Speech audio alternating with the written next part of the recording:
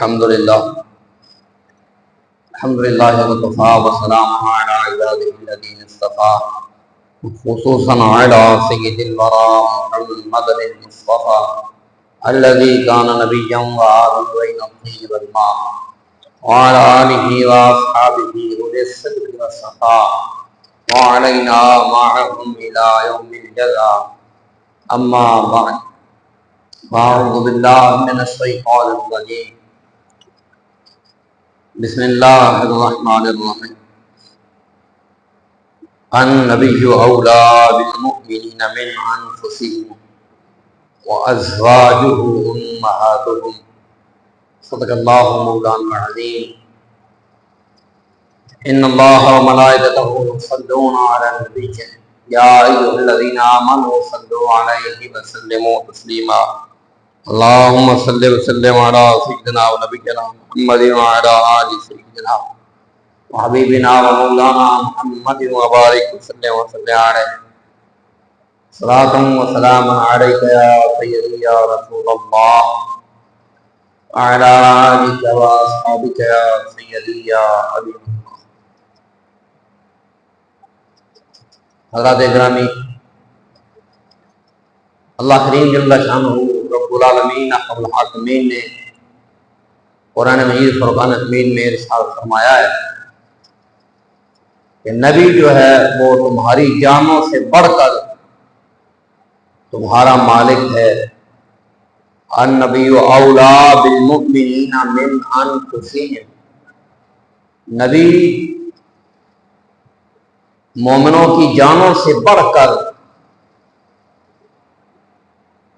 ان کا مالک ہے، ان پر اختیار رکھتا ہے.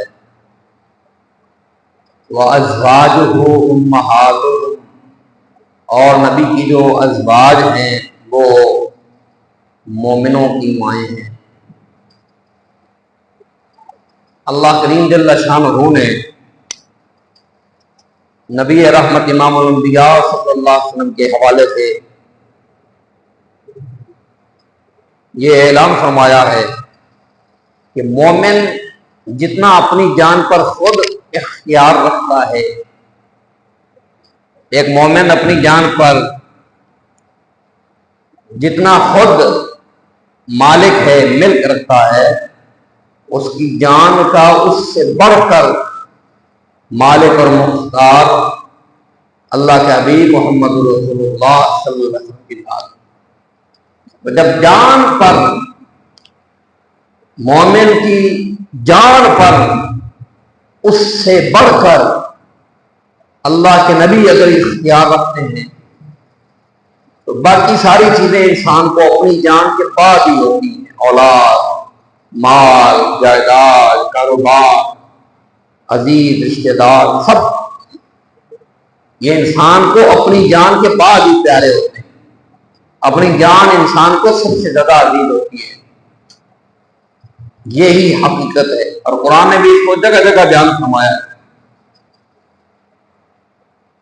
مثلا قرآن پاک میں اللہ تعالیٰ نے ارشاد فرمایا ہے کہ جب قیامت کا دن آئے گا تو ایک آدمی یہ چاہے گا کہ لو یفتدی من عذاب یومئذ ببنیہ وصاحبتہ واخیہ وفصیلتہ التی تؤویہ ومن فی الارض جمیعا ثم ینجیہ.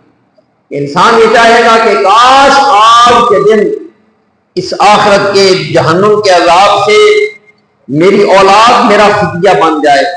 لو یفتدی من عذاب یومئذ ببنیہ، آج کے دن کاش میرے اس عذاب سے بچاؤ میں میرا فدیہ میری اولاد ہو جائے، یعنی میری جگہ پہ میری اولاد جہنم میں چلی جائے، میری بیوی چلی جائے، میرے بھائی چلے جائے، میرا خیر قبیلہ چلا جائے. وَمَنْ فِي الْأَرْضِ جَمِيعًا ثُمَّ يُنْجِيهِ، جو کوئی زمین میں ہے سارے کے سارے جہنم میں چلے جائیں. ثُمَّ يُنْجِيهِ، اسی طریقے سے میری نجات. یہ نص قطعی ہے، واضح نص ہے کہ انسان کو اپنی جان سے بڑھ کے کوئی پیارا نہیں ہے. اس دنیا میں بعض اوقات لوگ اولاد کی خاطر، بیوی بچوں کی خاطر، مال کی خاطر بھی جان دے دیتے ہیں، لیکن یہ ایک موت ہے، ایک لمحے کی موت ہے. جب ہمیشہ ہمیشہ کی ابدی جہنم سامنے نظر آئے گی نا، اللہ اللہ اللہ اللہ، تو انسان چاہے گا کاش میرے ماں باپ، میرے بہن بھائی، میری اولاد، میری بیوی بچے، میرے سارے پیارے، سارے عزیز میری جگہ پہ میرا خفیہ بن جائیں، میری جگہ پہ وہ جہنم میں چلے جائیں اور میں بچ جاؤں۔ یہ واضح اس بات کی دلیل ہے کہ انسان کو اپنی جان سے بڑھ کر اور کچھ پیارا نہیں ہوتا۔ انسان کو جہاں اپنی جان پیاری ہے وہاں پہ اور کوئی شے اتنی پیاری نہیں ہوتی۔ اور نبی کریم صلی اللہ علیہ وسلم کا مقام کیا ہے، اسٹیٹس کیا ہے مومن کے نزدیک، ایمان والوں کے نزدیک۔ میرے بھائی ہو، میرے بزرگوں، اللہ تعالی ہمیں ایمان نصیب فرمائے، کامل ایمان نصیب فرمائے۔ جو ایمان ہے نا، حقیقی جو ایمان ہے، جن لوگوں نے ایمان حقیقی معنوں میں قبول کیا، انہوں نے یہ ثابت کیا اپنے عمل سے یہ ثابت کیا کہ اپنی جان سے بڑھ کر ہمیں اللہ کے حبیب صلی اللہ علیہ وسلم محبوب ہے۔ اپنے عمل سے ثابت کیا، جس کی ایک مثال بڑی معروف ہے، حدیثوں میں بھری پڑی ہے، بڑا معروف قصہ ہے۔ حضرت خبیب رضی اللہ عنہ 10 صحابہ تھے، 10 اللہ کے نبی صلی اللہ علیہ وسلم نے مکے والوں کے اقدامات کی جاسوسی کے لیے انہیں بھیجا۔ مکے والوں کو شک ہو گیا، مکے والوں نے جو ہے وہ لشکر بھیجا، ایک اونچے ٹیلے پر محصور ہو گئے، اوپر سے جنگ کے لیے تیر برسا رہے تھے، لڑائی کرنا چاہ رہے تھے۔ اس لڑائی میں 7 افراد جو تھے، 7 وہ شہید ہو گئے، 3 باقی رہ گئے صحابہ۔ ان 3 صحابہ کو کفار نے کہا کہ ہم تمہیں اللہ گواہ دیتے ہیں، ضامن دیتے ہیں، ہم آپ تمہیں کچھ نہیں کہیں گے، آپ لوگ نیچے اتر آئیں۔ امان دے کر نیچے بلا دیے۔ جب نیچے اترے ان کے بازو باندھنے شروع کیے۔ جب بازو باندھنے شروع کیے انہوں نے کہا کہ اگر امان ہے تو بازو کیوں باندھ رہے ہو؟ تو ایک صحابی نے تو اپنے ہاتھ چھڑائے اور پھر لڑائی شروع کر دی، وہ بھی شہید ہو گئے۔ 2 جو تھے صحابہ، ان میں سے ان کی اس وقت تک بازو باندھ لیے گئے تھے، ان میں سے ایک حضرت خبیب تھے رضی اللہ عنہ۔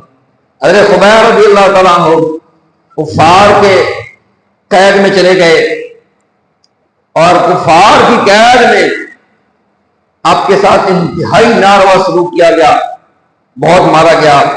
پھر آخر ایک دن، میں بات کو مختصر کر رہا ہوں شارٹ کر کے، مقام تنعیم جہاں پر آج کل مسجد عائشہ بنی ہوئی ہے، جہاں پہ جا کے لوگ عمرے کا احرام ہی باندھتے ہیں، وہ حد حرم سے باہر ہے۔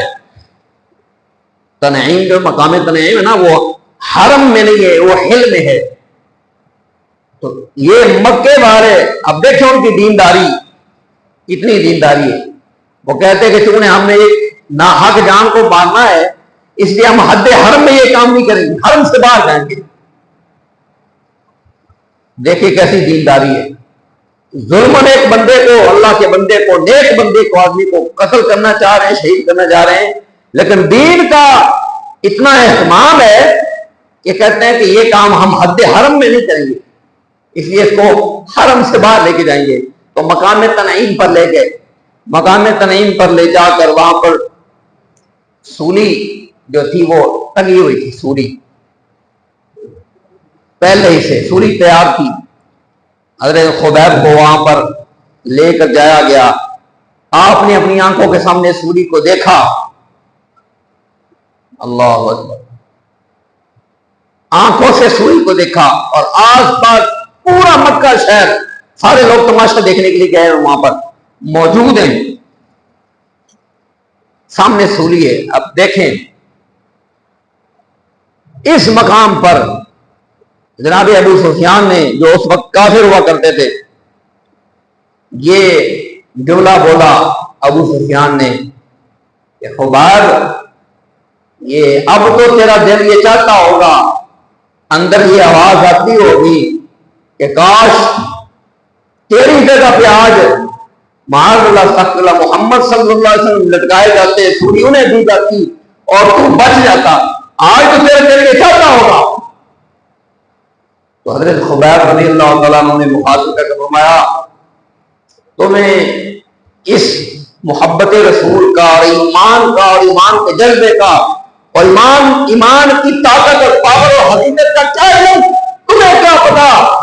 آپ نے فرمایا خدا کی قسم میں اس سولی سے بچ جاؤں، اس سولی سے میری جان بچا لی جائے، اور اس کے بدلے میں میرے حبیب میرے نبی صلی اللہ علیہ وسلم کے میری جان بچنے کے بدلے میں میرے نبی صلی اللہ علیہ وسلم کے پاؤں میں ایک کانٹا چل جائے، مجھے یہ سودا بھی گوارا نہیں۔ یہ ہے ایمان۔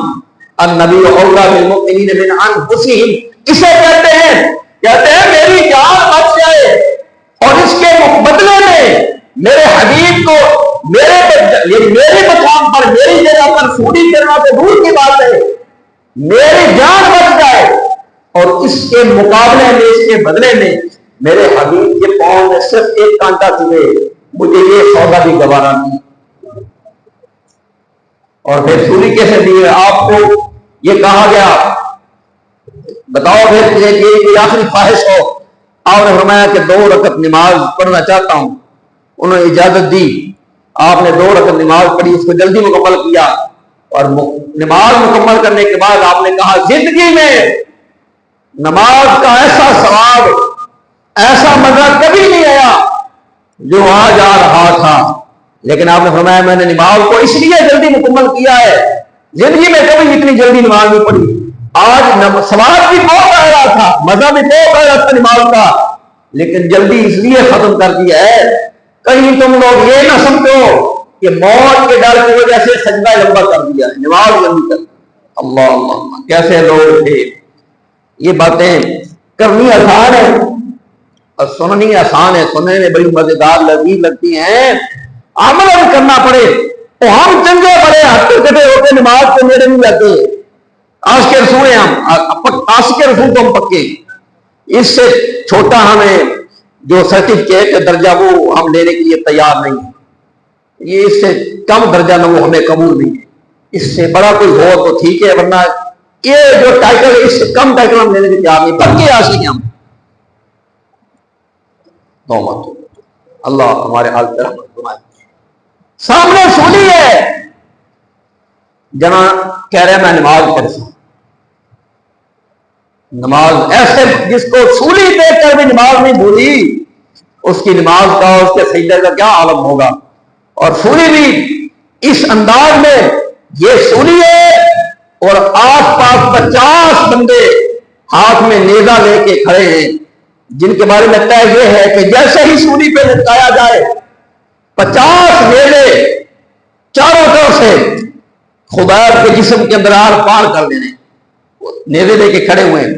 پھر حضرت خبیب رضی اللہ تعالیٰ عنہ کو سولی دیا گیا، جیسے ہی لٹکایا سولی پہ لٹکے 50 نیزے دوڑ کے انہوں نے اللہ ایک جسم میں 50 نیزے گھسائے جائیں آر پار۔ حضرت عمر فاروق رضی اللہ تعالیٰ عنہ کے دور میں دور خلافت میں آپ نے دیکھا ایک صحابی جو اس وقت کافر تھے بعد میں ایمان لائے، وہ بیٹھے بیٹھے بے ہوش ہو جاتے تھے، بیٹھے بیٹھے نا بے ہوش ہو جاتے تھے۔ حضرت عمر نے اس کو کہا بھائی تمہیں کوئی مرگی کا دورہ پڑتا ہے، کوئی بیماری ہے، کوئی ذہنی مسئلہ ہے، تم بے ہوش بیٹھے بیٹھے کیوں ہو جاتے ہو؟ اللہ اکبر۔